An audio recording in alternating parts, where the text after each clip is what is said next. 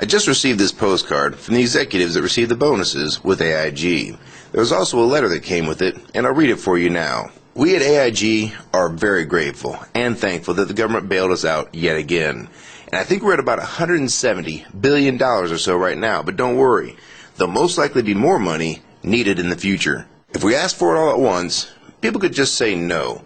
We do it chunk by chunk, so it doesn't seem like too much. And the other benefit is, once you start giving us enough money, you can't stop giving it to us, because then all the previous money goes to waste. So whatever we ask for, we will get, and there's nothing you can do about it. The American public is way too busy watching TV to stop any of this from happening. Clearly, they haven't so far. Sure, people may not have jobs or may not be able to live in their homes any longer, but we've worked very hard too. And even though we ran our company into the ground, doesn't mean we should suffer the same fate as you're suffering right now. There is an old saying, people don't plan to fail, they just fail to plan. We had our plan ready when the election was going on in 2008. We made sure we put our money in our future. We made sure we greased the palms of the Congress, the Senate, and the President to make sure that when it came time to make a decision on whether to bail us out or not, that they'd remember who they really worked for. They say you know who you work for by who signs your paycheck. Well, who do you think has been writing the real politicians' paychecks for decades? Now, let's do the math for a second. The job of the president pays $400,000 per year, yet Obama alone raised $750 million to win the job of the President of the United States. Here's a question for you. Why do you think Hillary went $6.3 million in debt to win the office of the President? Look it up.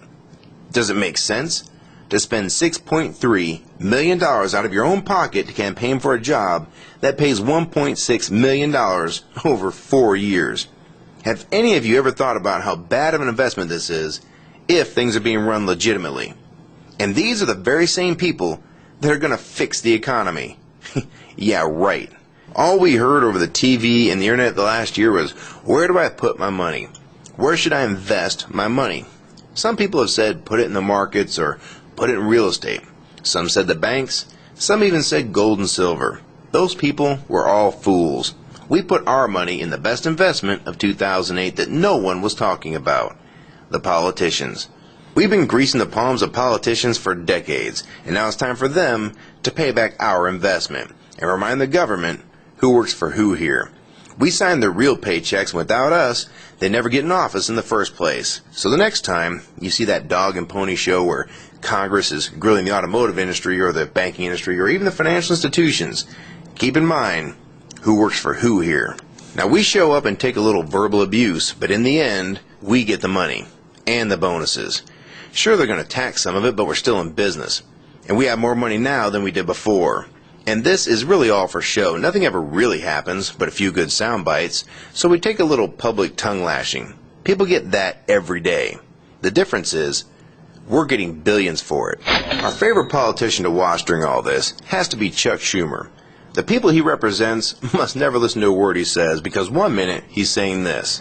And let me say this to all of the chattering class that so much focuses on those little tiny, yes, porky amendments. The American people really don't care. Then the next minute he's grandstanding saying this.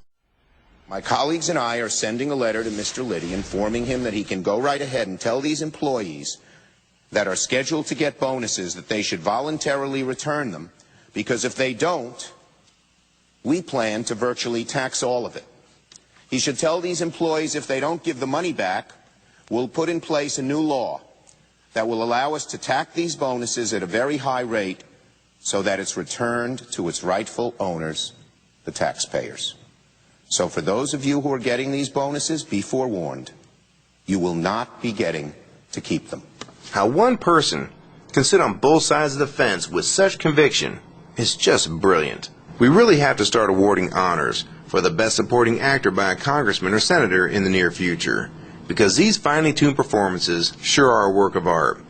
The very same politicians that write the loophole so that we can get our bonuses when we get bailed out are the very same politicians that act outraged because we jumped through the loophole that they specifically wrote for us. The government gets a safe face by grilling us, we get our money, and you get the bill. See? everyone wins. We also can't forget the man himself, the president.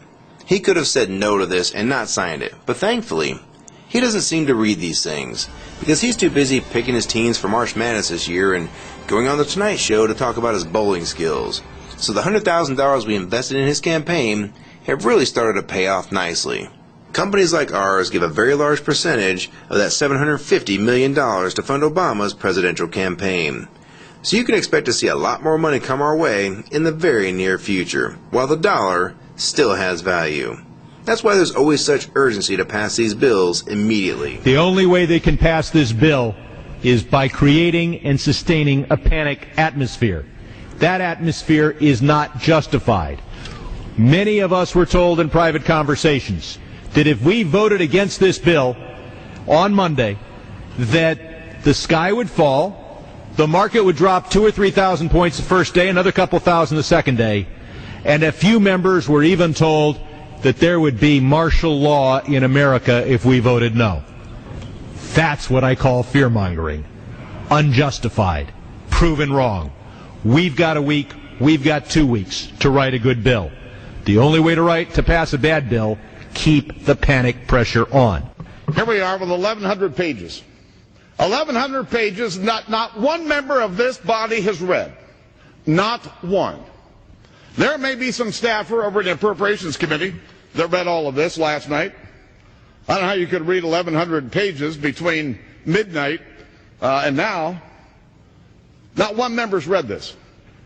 What happened to the promise that we're going to let the American people see what's in this bill for 48 hours? I want to go line by line through every item in the federal budget and eliminate programs that don't work and make sure that those that do work better and cheaper.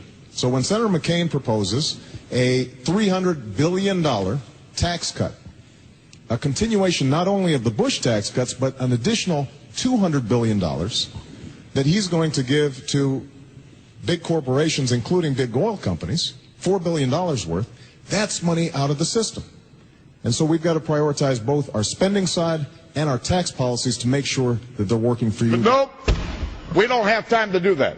We owe it to American families, we owe it to small businesses, and we owe it to ourselves to get this right so that we can, in fact, help our economy. I don't believe this is the way to do it. Now, I can go on and on, but we at AIG have a lot of work ahead of us, and I have an early tea time tomorrow morning with a certain senator. We at AIG would just like to say thanks for all the money, and we'll be back for more soon. So keep working hard, America. Our Learjets are not going to fly themselves now, are they? So please share this postcard with your friends and family. It's the least we could do to thank you, your children, and your children's children for giving us the money now so that we can make more profits off your family for generations to come. We'll be on vacation in Dubai for the next couple weeks until this whole thing blows over, and then we'll do it all again. And until then, we hope you enjoy this video postcard from our trip.